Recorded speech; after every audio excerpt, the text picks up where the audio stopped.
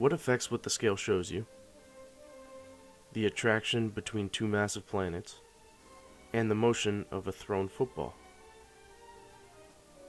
Gravity. First off, what is gravity? Well, gravity can be defined as the force of attraction between two masses. It's what causes objects on Earth to fall. Now, one of the most important things we'll be talking about is acceleration due to gravity. That is equal to 9.81 meters per second squared. Now, as a little aside, meters per second squared is equal to meters per second per second. So say something is traveling 5 meters per second. In another second, it'll be traveling 10 meters per second. In a second after that, it'll be traveling 15 meters per second. So that's what meters per second squared is. Now, acceleration due to gravity on Earth is different depending on where you are. The farther away from the center of the Earth you are, the weaker it's going to be. An example of this would be if you were standing at the top of Mount Everest, gravity would be a lot weaker than if you were standing in the middle of New Orleans. Now let's take a look at an example. A football is dropped from 3 meters with a starting velocity of 0. How long will it take to hit the ground? Now, if we look at a diagram, we can see the football being 3 meters above the ground, about to be dropped. We can solve this problem by using the equation delta D is equal to V1 delta T plus 1/2 A delta T squared, with A representing acceleration due to gravity. We can rearrange this equation to make delta T is equal to the square root of 2 delta D over acceleration due to gravity. Then we can sub in our values and find that it will take 0.78 seconds for the football to hit the ground. Remember to write your therefore statements and use correct sig figs. Now let's switch the topic over to force due to gravity, or F subscript g, as it is more commonly known. We can find Fg by using the equation force due to gravity is equal to mass times acceleration due to gravity. The units for this are in newtons. One of the reasons buildings have to be so strong is they have to withstand the force from gravity.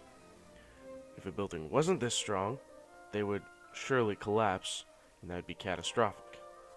Now let's try an example. How much force due to gravity is acting on the 5-kilogram cat? As an aside, I drew a free body diagram of the forces acting on this cat. The force due to gravity is the normal force, which counterbalances the force due to gravity. Now we can solve this by using the equation Fg is equal to mass times acceleration due to gravity. We can sub in our values, and we end up getting force due to gravity being 49.05 newtons. And there's a picture of the cat. Now we can talk about gravity on a larger scale between planets. Using the equation F subscript capital G is equal to universal gravitational constant times mass 1 times mass 2 divided by radius squared, we can figure out what the gravitational force is between these two giant masses. As an aside, G, the universal gravitational constant, is equal to 6.67 times 10 to the negative 11 Newton meters squared per kilogram squared. Now we have two planets, E and Z. Planet Z orbits around planet E. The mass of E is equal to 5.98 times 10 to the 24 kilograms. The mass of Z is equal to 1.90 times 10 to the 7 kilograms. The radius of orbit of Z is equal to 1.75 times 10 to the 9 meters. What is the force due to gravity between them? Well, using the equation we just learned, we can sub in our values and solve for the answer. The answer being 2,474.597224 newtons, or, with significant figures, 2.47 times 10 to the 3 newtons. The last two topics we are going to talk about are work and energy.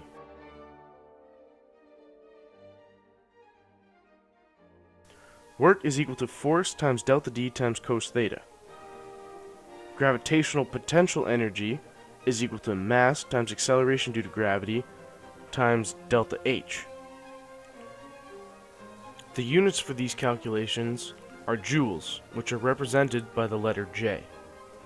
If we sub in Fg, we can find out how much work is done by gravity. An example of this would be how much work is being done by gravity if a 5 kilogram box has been lifted 5 meters high. So for force, we sub in mass times acceleration due to gravity.